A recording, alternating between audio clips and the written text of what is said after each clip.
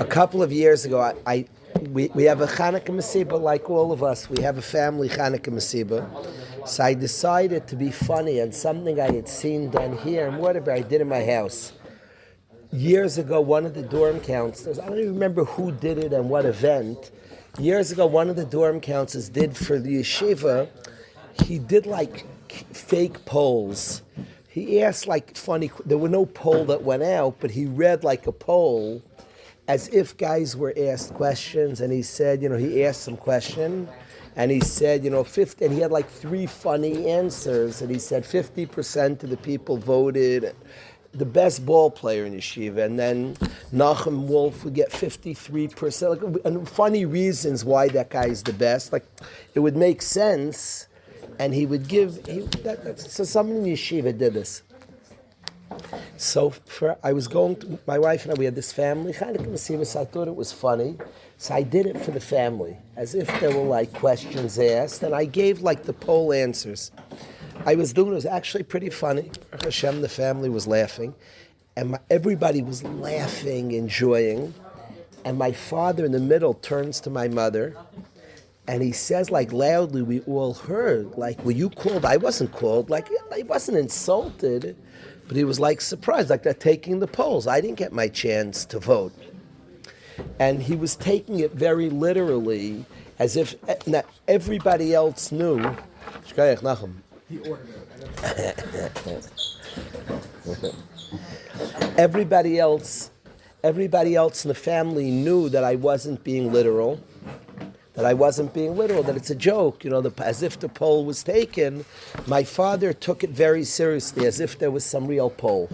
So we all laughed. It was funny. And somebody could say, my father tended to be literal.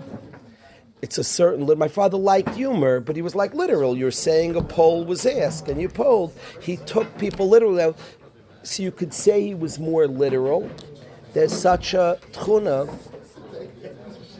I want to say, and his neshama took things very seriously. He loved humor. He took things very seriously. My father was very allergic to leitzanos. The leitzanos didn't mean funny. He loved funny people. He was into funny people. He took things very seriously. He hated leitzanos. Leitzanos means like not taking things seriously, things that deserve seriousness. The prayer was very serious. We're davening to Hashem. Even his want for quiet by prayer was praying. We're talking to Hashem. There was a certain serious, people were taken serious. Torah was taken serious. He took people very serious. It's like, I could say they were very literal. I was saying he trusted his son. His son was saying, I took polls, so I didn't get called. He took things and people very, very seriously. My father in learning was very, very much misnaged. He took Torah very seriously. People just saying whatever they want in a Gemara, in a Chazal, to really take it seriously, to say the emes, to say what you think Hashem is saying. He took Torah very, very seriously. I saw him very upset twice over people joking with mitzvahs. I came to visit him in camp once on a Motzei Shabbos. My wife and I were not in the camp he was in, but it was hours later, and he still was very upset. During Havdalah, guys made fun of Havdalah, made a joke of Havdalah. He loved humor, and he loved kids being kids, and guys making trouble. That was all great. He was a troublemaker in youth, and he liked the troublemaker. But a mitzvah, he was so upset that a mitzvah was made fun of. He has a mitzvah. There was no room for that. That a mitzvah was mocked or made fun of. There was no room for that. People to be mocked or made fun of. There was no room for people to be mocked. He was the opposite of leitzanos. He was a tremendous machan leitzanos. Leitzanos is you don't give things the respect they deserve. In yeshiva, I have gotten upset if anybody humors another person. We have janitors, the best people respect, appreciate, gratitude. That's the best. If a guy is he's too self-absorbed and he doesn't appreciate the custodian staff. He doesn't thank. He doesn't realize somebody's working for him and have honest appreciation. Okay, he'll get there. He'll start waking up and chapping. That I'm not gonna get upset at somebody if somebody humors, puts down and acts a certain arrogance of like humoring another person, where you like make fun of him and tease him around because he's not worthy. That's tremendous leitzanis. Tremendous leitzanis. A person deserves respect. You don't humor anybody or pretend and make somebody lower. Is like tremendous leitzanis. And leitzanis was something my father literally was allergic to. That was something, there was no place for leitzanis, like really no place. Even a Shabbos Suda was like given a certain respect. The Shabbos Suda he never forced us at the table. Never. You can go, you can come. But it wasn't like everybody stay here, and it wasn't that chill. He took the Shabbos table very, very seriously. The Shabbos Suda was serious. It's the opposite of leitzanis. The Shabbos Suda was sitting around where Shabbos observers were eating a Suda to celebrate being Yidden, the Am Mekadesh Shvi, a nation that's Mekadesh Shabbos. He took that very, very serious. The Shabbos table was given like a seriousness. My father said many, many, many shiurim. He took the shiurim he took people coming to shiur. Sometimes, I could be honest, some of his shiurim, a lot of the people didn't understand. People are sitting there, people are falling asleep. So you, as a youngster, you see that, and you almost could like tease and think I look back, and even the way he behaved, each year, people are coming to learn Torah. That's serious. That has a value. That's to be respected. That's to be appreciated. People would ask my father a lot of shilas, especially in camp. People could ask annoying shilas and the same shilas over and over. So the tendency is to be be a little annoyed. It was given like somebody's coming to ask halachic shaila that was taken very, very seriously. The person was respected and appreciated and valued, coming over asking halachic shaila. My father took halacha very, very serious. It's the same nekuda. Things mattered and counted. My father had a lot of personal chumras for himself. He held on pizza that you wash on pizza. Now, he would only practically wash on 2 slices, but he never would have 1 slice without washing. Never. Never. He held it to Savig Amaitzi. But, some people are the likes. Nobody's around. He's a little bit of a rush. He's just cutting a little piece of... No. The psak, the halacha, he never, I don't care, nobody's around, I don't care, he's in a crazy rush, there's a halacha, and he took it seriously. He wouldn't eat pizza without washing. Now, he wouldn't wash on 1 piece. He'd find a piece of bread if he was only having 1 piece, but he never he took things seriously. Things were taken very seriously. So that attitude, even his want for davening and quiet by davening was it's a real thing. It's a real thing, and he took it seriously. It wasn't it was very different. I've seen chills of people quieting people, like aggression and all different things. Just saw somebody who took davening very seriously. His own self, his own avodah, tefillah was serious. I wanna say one thing about being a mechanech. My father did teach Torah for many, many years. And Rev Ezi, in his eulogy on Thursday night, really spoke about my father. And I want to tell the guys this. I want guys here to be mechanchim. I want, from this Beis Medrash Akiva, I want guys to teach. Whether it's 1st grade, 2nd grade, 8th grade, 10th grade, Beis Medrash, I want guys to teach Torah. I want some guys to teach Torah. We need sincere. We need people that are through and through teaching Torah. I want to say what I saw my father, Rav Ezi, said this brilliantly. To the world, a mechanech is like a manipulator to try to get people to do things. Here's another youngster, let me get him to do something. My father was not a manipulator, zero. There was no shaykhs. Here he was a mechanech. He taught for 47 years in high school, 46 years in high school. He was not like a manipulator to get youngsters. He was actually somebody very much who was the type live and let live. You do you, I'll do me. He didn't like enforce his way, and he wasn't a manipulator. I think that to me that aspect, that's not a mechanech, a manipulator is a manipulator. He always said to us, Akiva, that he watched parents like bother their children. He said, you're always in good shape because I haven't given up on myself. So I don't put my stuff on you. I don't need to live vicariously. Like you be matzliach, at least that will count to my credit. Sometimes in mechanechim is how many can I get? How many feathers in my cap? Another one, I was successful. And that wasn't. That nothing to do with chinuch by him. And I want to define chinuch to the guys. It is hard to be an authentic person. And then to be authentic around others is even harder. Your instinct, once you're speaking, is to put on shows. The goal of being authentic and sharing authenticity. That's like the reality, the ikr thing of chinuch is to show something authentic and to let people be around something authentic. That's a mechanech, that's how to do chinuch. Yeah, that's how to do chinuch, that's what chinuch is. I always am nishtaim. I'm talking to my father. I'm always nishtaim. We were zeicher this summer to be around with guys lo shlita. She lived long, long years.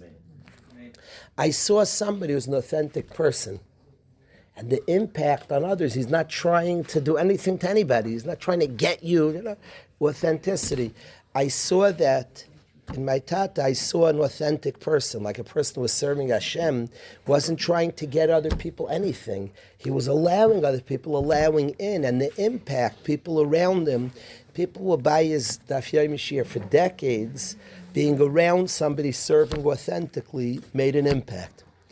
And I think the less we try to manipulate and get people to do, stay away from all that.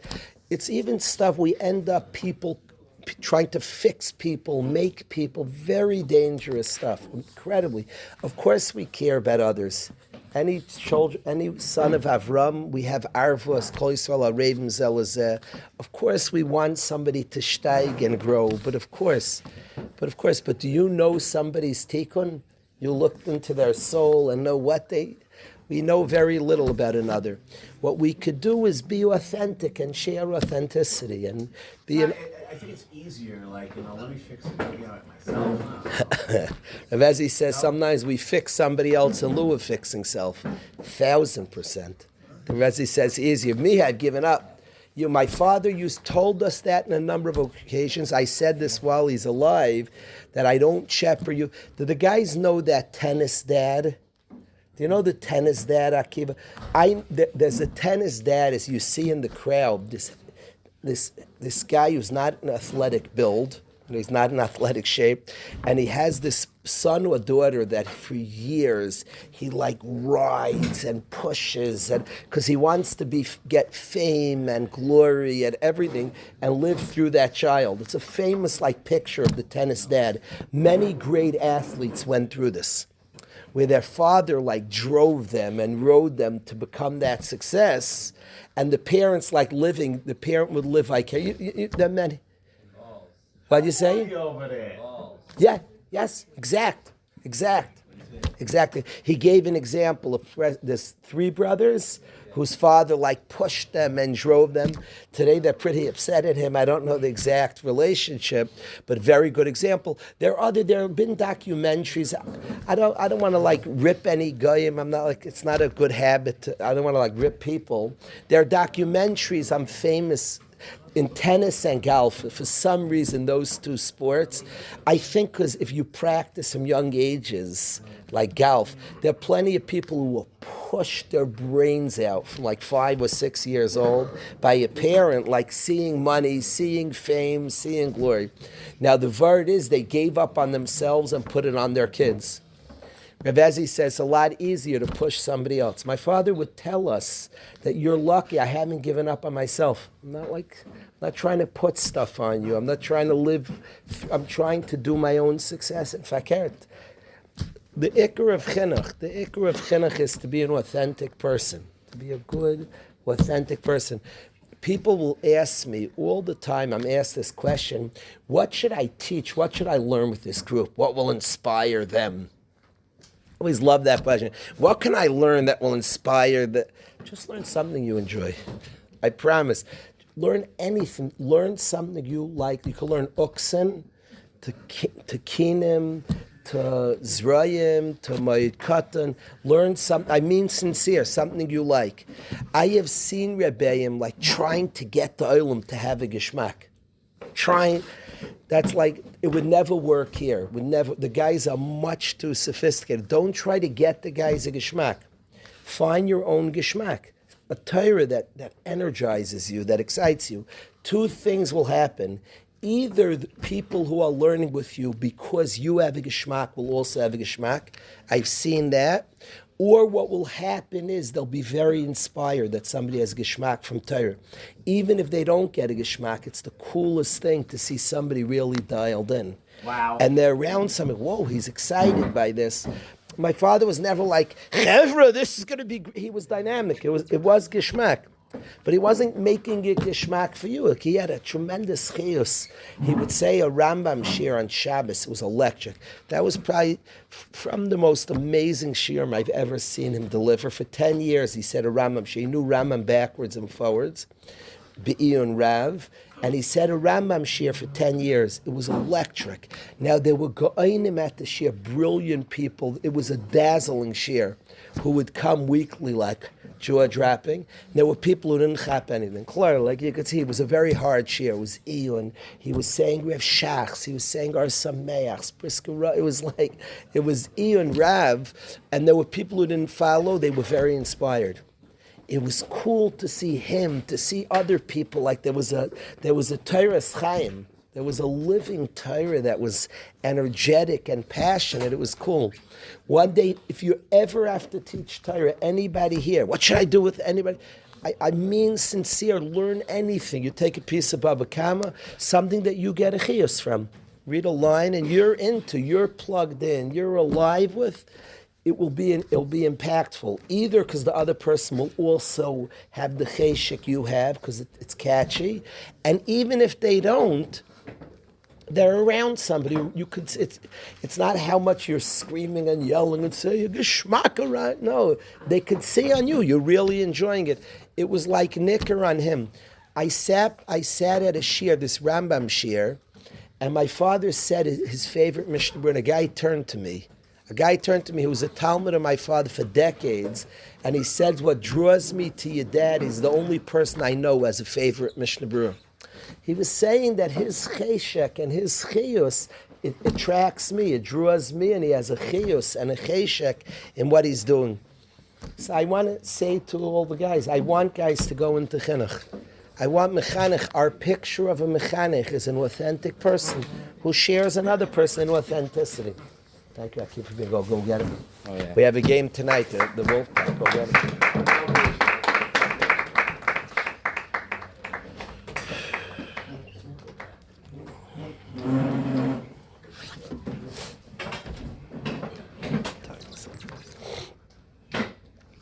I just have to go.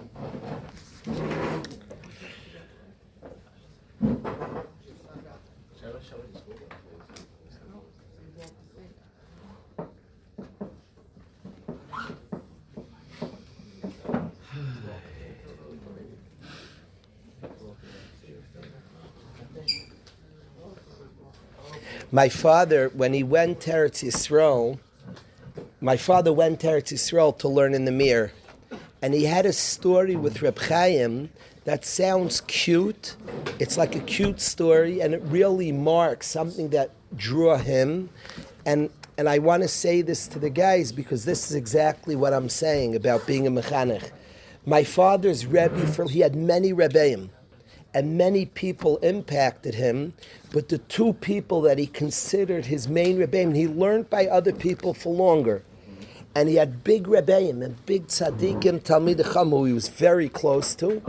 But the two Rebbeim, Reb Mordechai, he had a lot of big people, tzaddikim, go'ainim, a lot. But the two that he considered his Rebbe for life were Reb Chaim and Reb Nachum. What's amazing is he owned Reb Chaim Shmulevitz, the Rosh Hashiva of the Mir, and Reb Nachum Pachavich, who was the main shiur of the Mir, of Ashar Yeli's father-in-law. Reb Nachum and Reb Chaim, my father's two Rebbeim. and his first interaction with Reb Chaim. And his whole life, my father loved Reb Chaim. Reb Chaim's goyness and Torah, his love of people.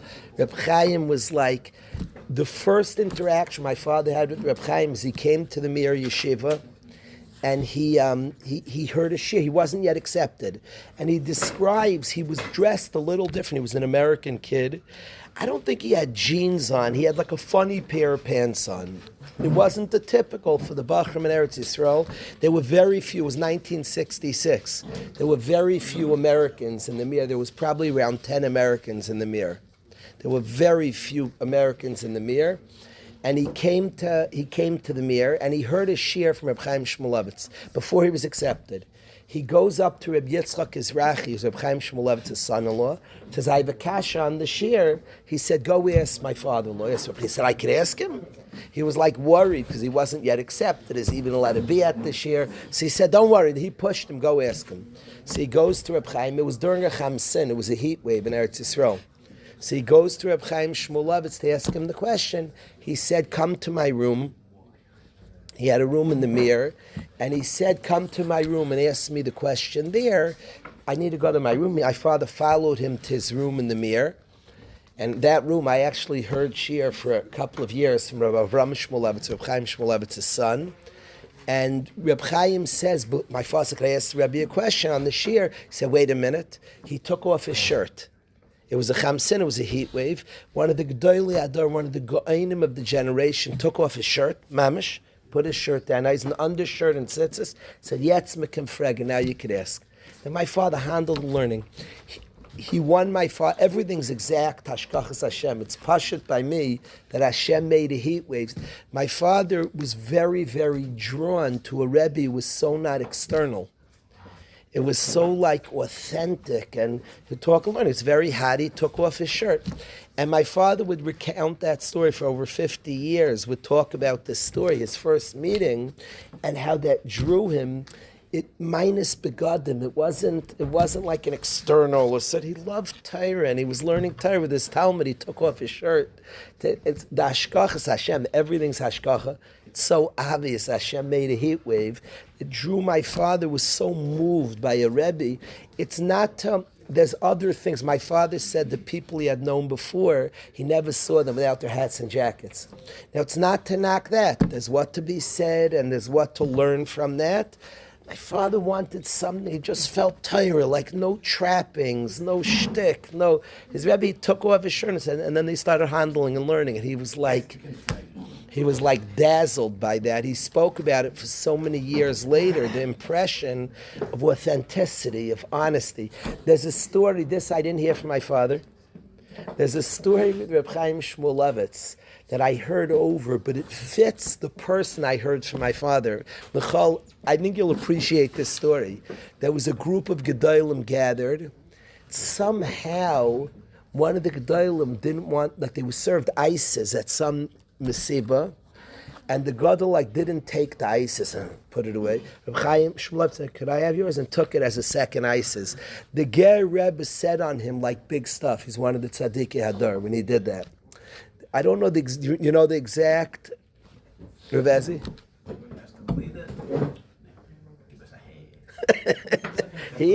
Yeah, and the Ger Rebbe said on him, he's like the Tzaddik Hadar when he saw that. The same thing my father saw, that he wasn't trying to put his frumkeit on others and show it. There was a certain humility and honesty. I don't think he did it to be like humble. He wanted ISIS. He wasn't trying to show a frumkeit. And he said, like the other God will put it away. Reb Chaim said, that drew my father. You talk about authenticity, not showing what he is, how big he is. He wanted ISIS. He maybe passed ISIS. He passed it to him. He took the second ISIS. That was very much drawing to my father. Now that story I heard over. I don't want to quote. I didn't see that, but the picture of a person who was authentic. This is something that I think is necessary in chinuch. I think secular education has tremendous pretend mixed in. Nobody's doing it on purpose, but there's a certain stiffness and a certain putting on things.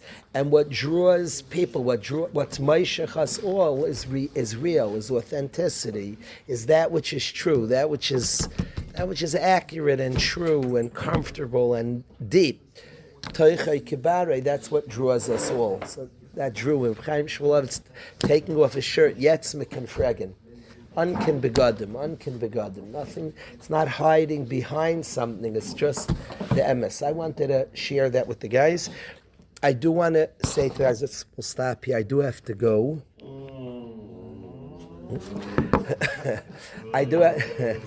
I have to go. I want to say that we'll be mechazik. Be'ez Hashem, I do want to be mechazik. The Mesias Hashem Shir will pick up. We'll get back to the Mesias Hashem Shir. I will be more makel. I have my father Sheloshim tonight. There'll be a little Shloima plays music to the Chaver that should be. After the Sheloshim, I was more makbid before. I'm not allowed to have music. The Olam is supposed to sing and dance and have music. So there'll be, Belina de Be'ez Hashem, there'll be more music. We'll have from Shlomo, we'll hear from Shlomo. Shlomo is supposed to play the Chaver music, there will be more music. I think the Olam's going to get to hear you on Yat Kislev. Are we bringing the whole Chaver? I think I'm going to bring the whole yeshiva to hear Shlomo on Yat Kislev. There's an event in Brooklyn. We'll bring the yeshiva there. Maskim Nachum? What did you say, Israeli?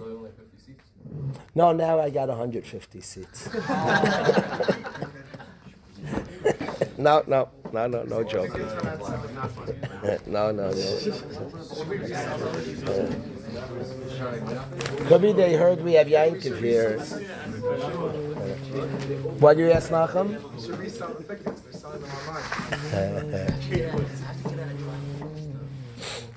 Chaimel. Okay, we'll pick it up tomorrow. Have an excellent day, everybody. Say.